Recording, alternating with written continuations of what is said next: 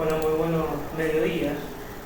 Nosotros somos estudiantes de Sexto Comunicaciones. Yo me llamo Julián. Yo me llamo Alexander Denis, me gusta presentarme. Vinimos a presentar una actividad que dimos con el profesor Leo Miranda. Estuvimos hablando de estas primeras clases sobre la dictadura militar. Estuvimos hablando sobre un periódico generalmente dirigido hacia el público, ¿cómo se diría? Angloparlante, que ese diario vital de importancia para informar a todo el mundo sobre las atrocidades que estaban siendo cometidas en Argentina por la Junta Militar. Se hizo de público conocimiento a nivel mundial esto que sucede gracias a la convención del compañero Alexander, un periódico llamado Buenos Aires Herald, en el cual un periodista, en ese momento director y editor del propio periódico llamado Robert Cox, justamente, apodado Bob, fue citado a la Casa Rosada por militares para avisarle que se aproximaba el Mundial del año 78, que por cierto cabe recalcar que lo ganamos, para decirle que como él era uno de los que hacían público todo lo que sucedía en la nación argentina de manera interior a nivel mundial, le dijeron que muestre una imagen de la Argentina lo más linda posible. Y el mismo Cox, Bob, apodado, hace todo lo contrario, desobedece a las órdenes de los militares y hace pública todas las situaciones de terrorismo de Estado y de abusos que sucedieron en Argentina en aquellos momentos.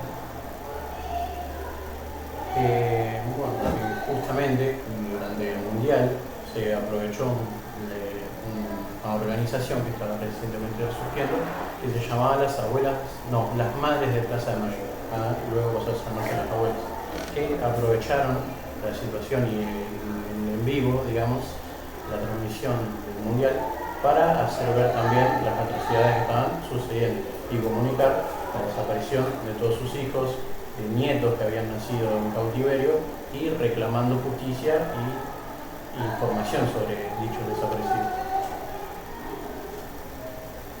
Bueno, en base a esto fuimos dando temas relacionados. Se sabe que el mismo periódico también es autor de un fenómeno llamado fake news, traducido al español como noticias falsas.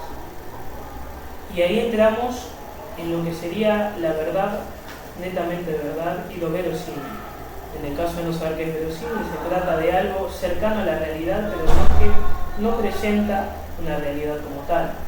Está sumida en quizás alegorías o cercanidades, por así decirlo, a lo que sería la realidad, pero con datos o, simplemente testimonios que no funcionan.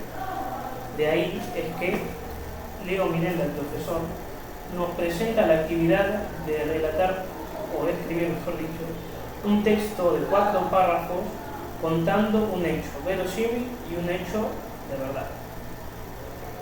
Por lo siguiente, me tomo la molestia de narrar primeramente lo mío, que la actividad no me la he tomado un poco en serio, creo que pude haber redactado algo mucho mejor, pero bueno, inicio.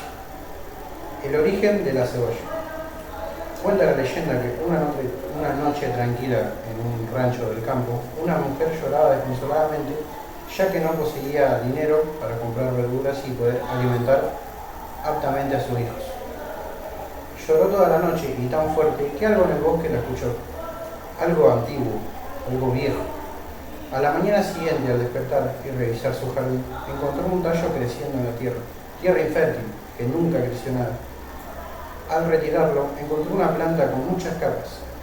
Al retirar cada una y intentar usarla para un guiso, una comida bastante fácil de hacer, bastante llena, comenzó a lagrimear sin poder detenerse. Desconcertada por ello, llamó simplemente cebolla a esa planta desconocida. Más adelante, el huerto empezó a generar más de este alimento, y gracias a ello, y gracias a animales y plantas que se lo comían y lo esparcían por ahí, se esparció por todo el mundo, haciendo llorar a todo aquel que lo ocupe para la cocina.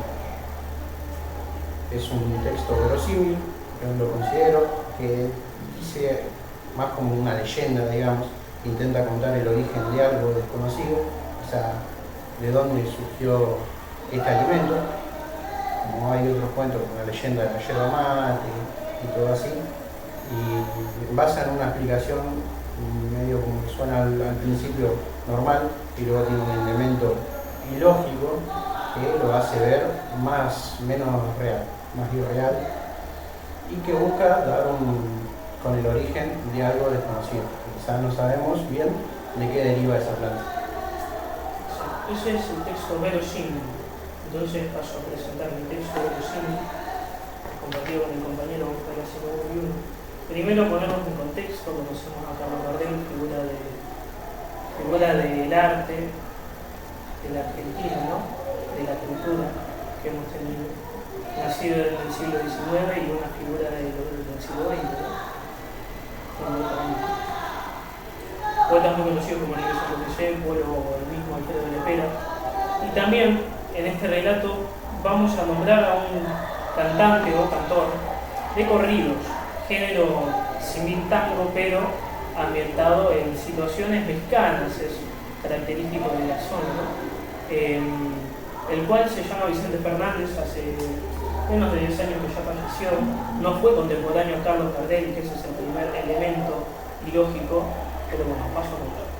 En el año 1936, Carlos Gardel viaja a México, en donde se encuentra al cantante de corridos conocido como Vicente Fernández.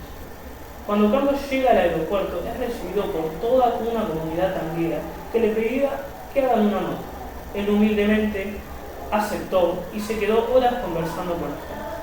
Al llegar al hotel, se le comunica mediante una carta que el mismo Vicente Fernández lo citó ese mismo día a las 15 horas en un bar alejado de la ciudad de Ecatepec, donde recibe el mismo Gardel para conversar. Gardel, sin contexto, concurre. Pasadas las 15 horas, Carlos ya se encuentra en dicho bar, llamado El Faro. No pasaron 15 minutos que ya había aparecido don Vicente y, disculpándose por la demora, se sentó en su misma mesa. Hablaron durante 4 horas sobre música y concluyeron que para el final de sus vidas su éxito más grande sería grabado posteriormente en el género representativo del ópera.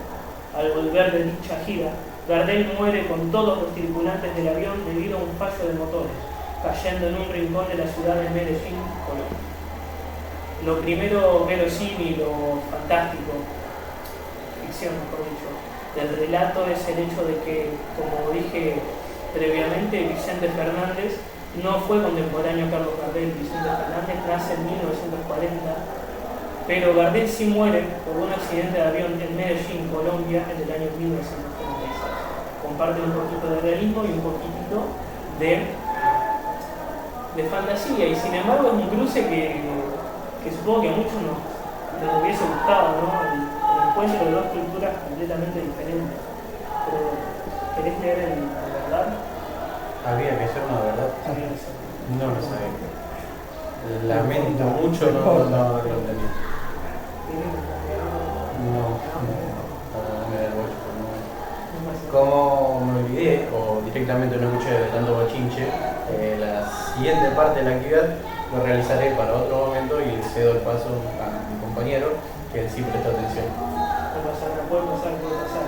Lo mío fue cortito igual, fue breve.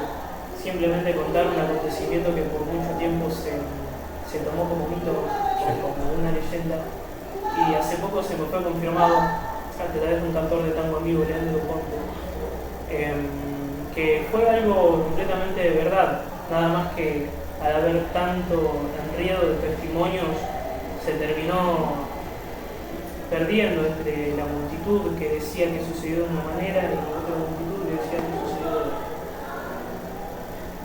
La verdad es lo siguiente. Corría el año 1934. Carlos Gardel, consagrado cantor de tango y brillando fuerte como actor en Hollywood, llega a Nueva York para realizar una actuación en los estudios de la cadena de radio NBC. Para mí se me hace muy importante recalcar que Carlos Gardel, además de cantor de tango, era actor, y que ya a la edad adulta empieza a ser un muy reconocido actor. Tan reconocido actor que llega a pisar las calles de Hollywood y a trabajar con muchas cadenas muy importantes, tanto de radio como de TV. No existía la TV en ese momento, ¿no? Yo creo que estaba más en el cine de teatro. Justamente, el cine teatro, ahí.